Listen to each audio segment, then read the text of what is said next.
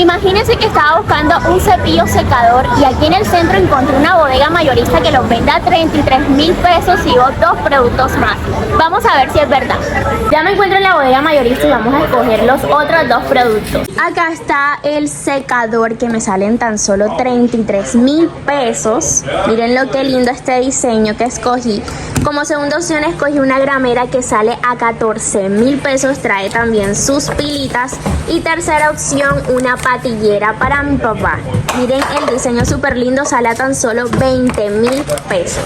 Esta bodega mayorista se llama Offervis y está ubicada en el centro de Barranquilla. Lo mejor de todo es que tiene envíos a toda Colombia y contraentrega.